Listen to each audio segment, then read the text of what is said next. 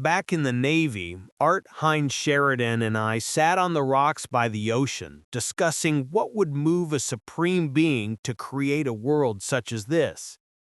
The Spirit of the Lord came upon Art Hines and said, "If you don't like it, fix it."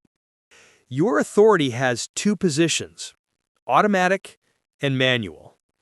Automatic, everything just happens. Manual, you make the decisions. Where do you want it? I replied, automatic, like 5 times. 10 years later, my little buddy, Frank, asked me, "What are your 3 positions of authority?" I didn't remember the original revelation and said, I don't know. He asked me about 5 more times and finally gave up and said, "You only have 2 positions of authority." At that moment, God brought to mind the original revelation. Manual authority, when you steer, God gives you the wheel, the choice, the power to decide.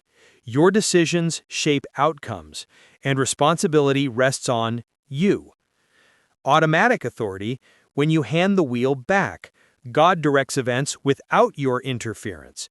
Doors open, people appear, confirmations come. You don't force them, you follow them. Both are real, both are holy. The danger is when you confuse them, trying to steer when God's already driving, or refusing to act when He's given you the keys. In the Navy, I had automatic authority. I had to choose to stand, to learn, to lead.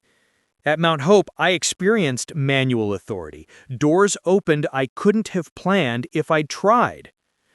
The kingdom runs on both gears. Faith is knowing when to shift. When you're weary or uncertain, rest in automatic. Let Him carry the weight. When He calls you to build, lead, or declare, shift to manual. Move in alignment with His Spirit. Covenant means you trust Him enough to drive, and He trusts you enough to steer. That's what Frank was really saying. Authority isn't about control, it's about relationship. This teaching on manual and automatic authority is really a revelation of divine providence, how God's will and human choice work together.